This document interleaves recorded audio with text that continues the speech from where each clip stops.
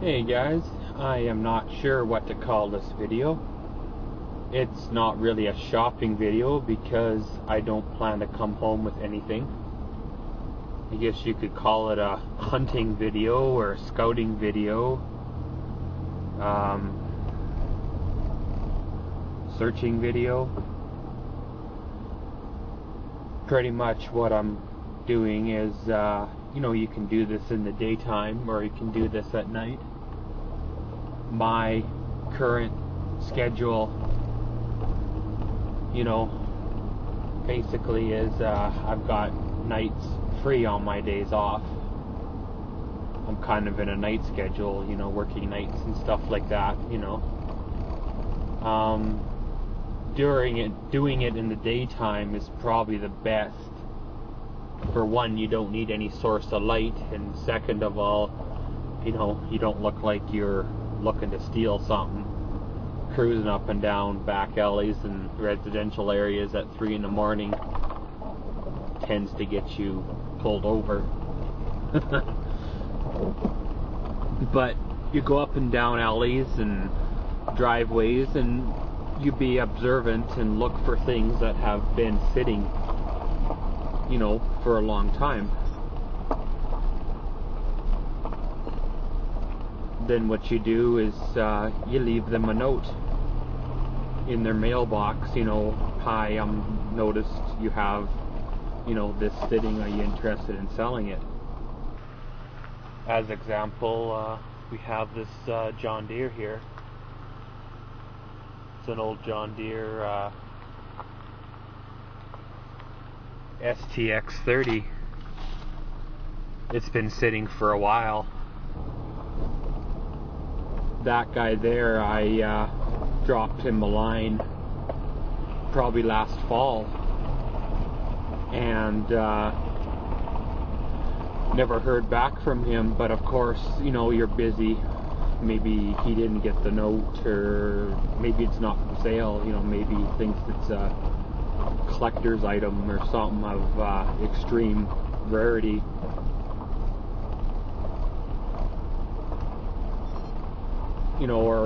It very well may be something special, and I just don't know what it is. But yeah, you just cruise up and down alleys and look for things that are dusty, or look for things that have grass growing up around it. Here's another one, guys. I'm not sure if the camera will pick it up, but there's a tent trailer sitting there. It was sitting just a little over toward the right, with grass growing around it pretty much as tall as the trailer. And they moved it and mowed, and it really hasn't moved much since. Probably the city got after them because the backyard wasn't mowed. You make note of that, and then you drop a note off, like I said, something saying, hi, I noticed you have a tent trailer sitting. Is it for sale? You'd be surprised, people, whether they're renters and it was there when they moved in or whatever. This house here has a rototiller sitting right there by the fence.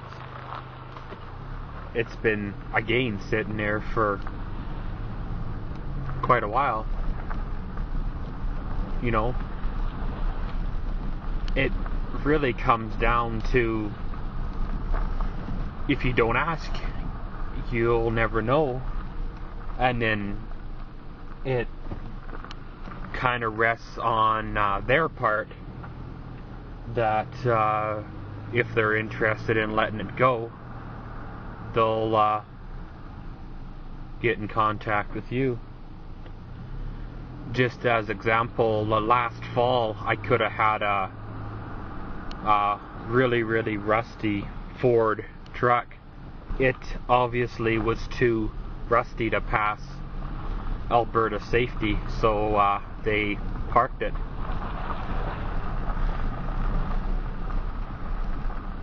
you know, I dropped a note off, and they responded, and I could have had it for $75. You know, it had 3 flat tires and a few things like that. She told me it was overheating quite extreme. It could have been something as simple as a thermostat, or you know, sometimes if they've got a bad head or something like that, it could cause issues.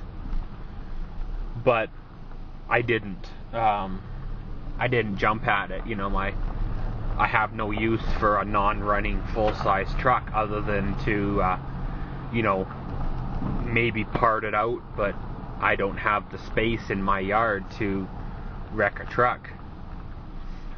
I've done it before with not entirely sure the year, 85, 86, I don't know. I believe it was a GMC Wrangler S series, like an S10 type of deal. I took it apart, made myself a trailer out of it. That was probably what I was going to do with that old Ford. But it was fall, and I really didn't want it sitting around the yard until spring, and you know, you kind of hum and haw, and maybe if you know, you watched it until spring, you know, $75 is not really a lot to shell out for a utility trailer. Or you know, maybe spring they're sick of it and want to get rid of it. But I don't know, someone else must have got it, or they must have called you know, salvage yard, and they came and got it. But hey, you know, whatever, right? That's kind of the price not the price you pay, but the risk you take when you wait. You know, you either jump at it and take it, you know, jump at it and buy it, or jump at it and, you know, if they say it's free, you grab it. You know, you don't wait, you know, because the next person along is not gonna wait either. They're gonna take it, whether they need it or not. You know, another thing that I've been watching for it's probably been 6 years, is this here. It's like a tandem axle, probably a 20-footer camper. I notice now it does have a for sale sign in it. When I looked at it a few years ago, it was gutted. I'm not sure if it was a rollover or if it was in an accident, but looks like someone tried to make a quad hauler out of it, because there's a fancy little door in the front, and you know, I don't know if they gave up on it, or a lot of people give up on the project before it's complete. You know, they move on, you know, they don't have the finances, or they give up because they found a better one. They're making nowadays, they're making like a hardwall, you know, thin hardwall trailer with the quad, you know, front quad exit and rear quad exit, and I've seen them even with a kind of a party room in them. I noticed there's now a for sale sign in it, which there never was before.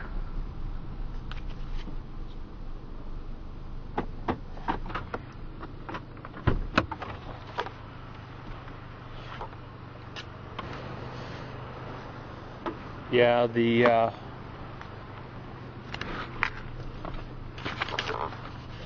for sale sign says $1,700. He's asking for it.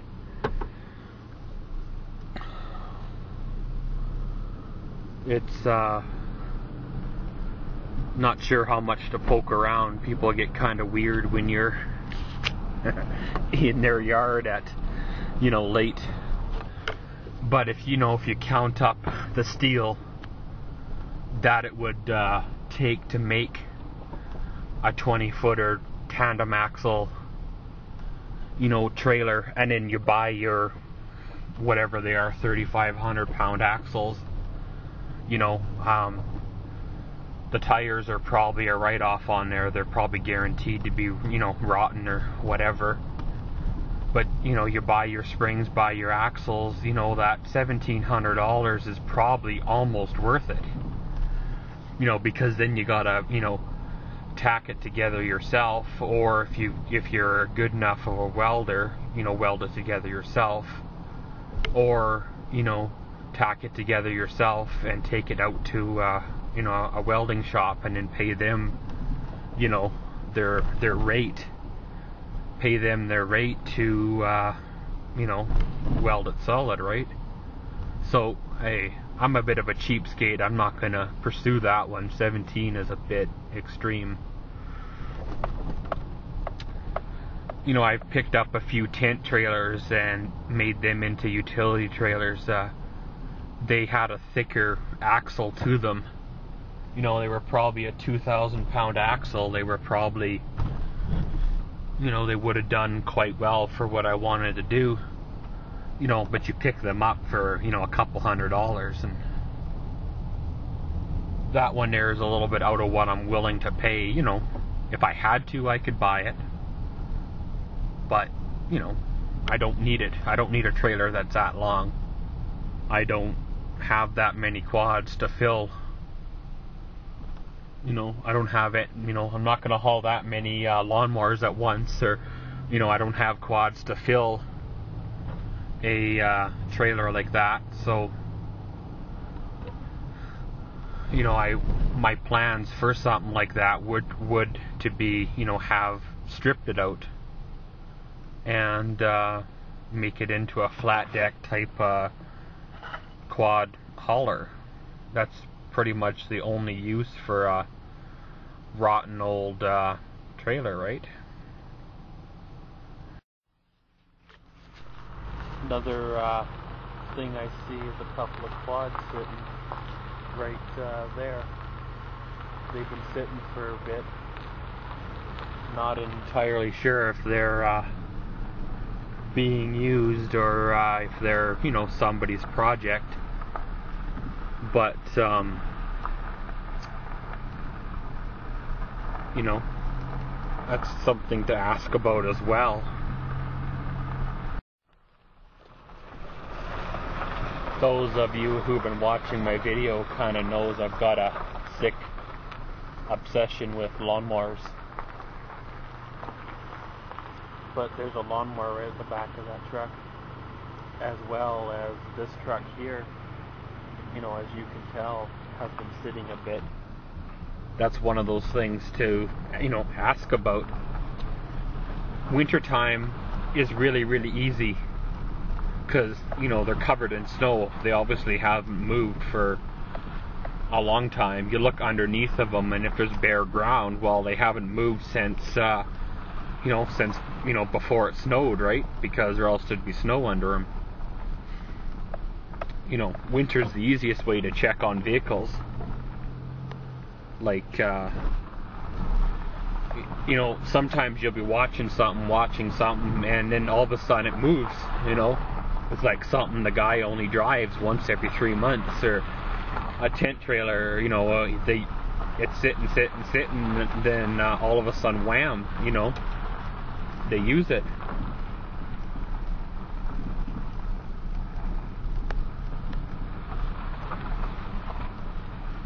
But there's a little truck sitting right in here. It's like an S10 or a Sonoma. It has no plates on it. And, in my city here where I live, we have both an Alberta province and a Saskatchewan province that back up onto one another. So, you know, you can move a block or a couple of blocks and then have to get your vehicle inspected and re-inspected again, or, you know, you move back and sometimes vehicles won't pass the inspections. You know, you can have a vehicle for 15 years or something that you bought new, it was your first vehicle, and yeah, you know, you have to get rid of it. You know, so it ends up sitting because, well, you know, you have an attachment to it because it was your first brand new car. You know, sometimes you'll run into a person that's just plain and simple will not sell, is not for sale.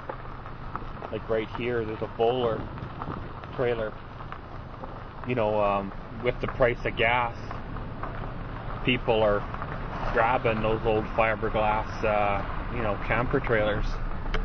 Just plain and simple. They're light, you know, they're 2,000 pounds, you know, they're a little 13-footer, you know. I've seen some that are, you know, 16, 18 feet, and they're all fiberglass. I've seen bowlers go for $1,500 through the salvage that have actually been rear-ended, and they've got a great big nasty hole in them. You know, or I've seen them totally rebuilt, and they want like $1,500 for them. You know, they call them updated, and pretty much all they've done is went inside and laid hardwood,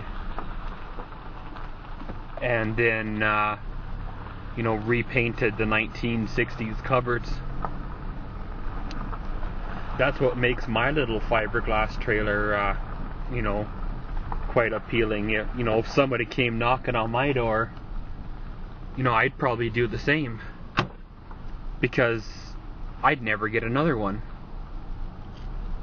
Mine is original. It's 1972, so, you know, it's a little dated, of course.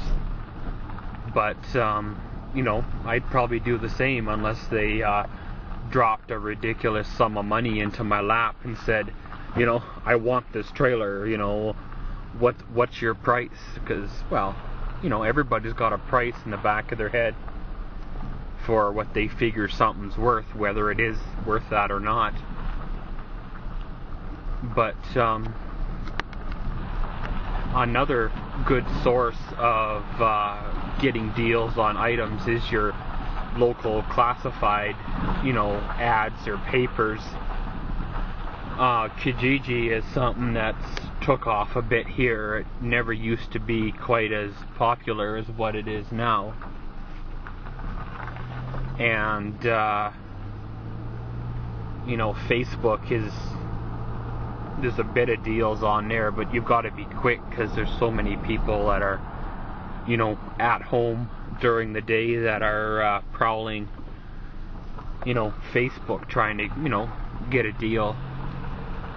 Another thing that I've been watching is right back in there, kind of covered by the tree trimmings, is a patio set. It looks like it's possibly missing a chair. It doesn't have an umbrella nor cushions. It's always missing the cushions. Cushions are kind of normal to be missing. They get wet and worn out, and, you know, but they got tree branches, tree clippings there. And I was thinking of knocking on their door and saying, hey, you know, if I haul away them clippings, would you let me have the patio set?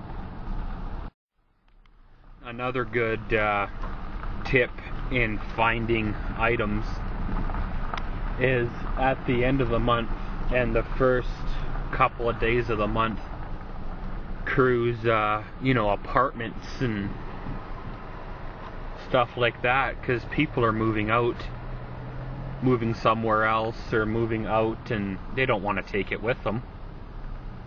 So a lot of the times, you know, if they can't sell it or give it away, it goes in the garbage. You know, and hey, you know, if you can snag it, it's an extra $20, $10, right?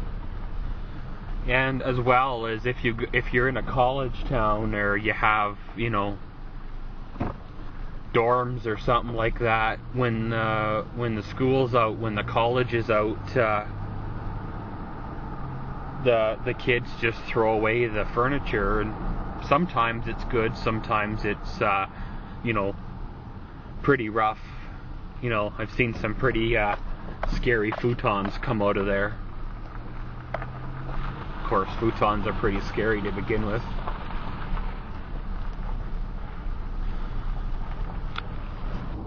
Gas is a little on the expensive side right now. So you can't really afford to do a lot of cruising, you know, residential areas, you know, back alleys, apartment complexes, looking for stuff. You know, so that's why I do most of mine on, you know, the classifieds, and then you just whip over and get it, you know. But it used to be better.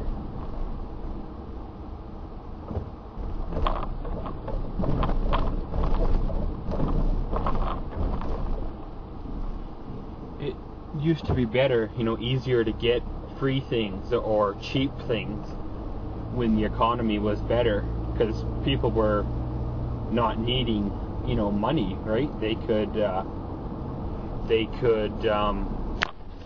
give stuff away and have it not be a huge, you know, loss, because they didn't need the money to begin with. But, you know, now things have slowed down a little bit. They're not wanting to get rid of that lawnmower or that garden tractor for free. You know, they want you to pay $50 for it, or you know, like just for example, a little while ago I went out and picked up a John Deere R72. I got lucky on that one, but he had a little rototiller there, and I'm not sure if he figured it was an antique and you know, worth big bucks or something, but crumb, you can tell the thing hasn't run in, you know, a few years. It wasn't being used because it was growing up, you know, around it and everything. It was almost hidden. But he wanted, you know, quite a fair sum of money for it, considering it was pretty close to being scrap, right? You know, people, every little bit helps, you know. $20, $60, you know, that could mean the difference between making your mortgage payment that month or your truck payment when things get a little bit on the tighter side, right? One of the drawbacks of cruising alleys, you know, I think I mentioned this earlier, is you do attract a bit of attention, especially from, you know, the cops and the rent-a-cops especially. Like, there's neighborhood watch people that, you know, they drive around, and when they see somebody minding their own business completely sober, you know, they call the cops on them. But in the meanwhile, there's other people that are doing other things that seem to skate by. You know, another one of the drawbacks is, you know, some of the things you get, whether it's, you know, out of the garbage bin or leaning up against the garbage bin like someone's moved. You know, one of their famous things to do is to slash the couches, you know, because they're moving, it's garbage, so it's of no value, right? So you slash them. Which, in a way, understand.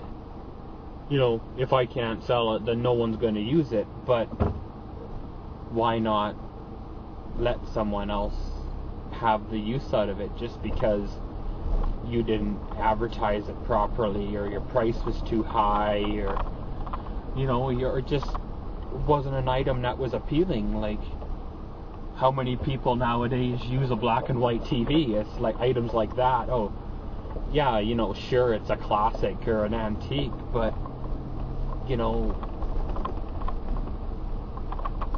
if it's not of value, then it's not of value, right? But yeah, you know, when the price of gas was low, you know, you used to go by the store and, you know, pick up a Coke or pick up whatever your favorite, you know, non-alcoholic drink was, and just drive around. Just drive. You know, it was a form of, I don't know if you want to call it entertainment. It was a form of something to do, you know. I remember as a kid, you know, we'd pile in the old truck and drive around. Sometimes we just point it in a direction and end up in another town. You know, go there for a burger and come back. But, you know, things change. People grow up, you know.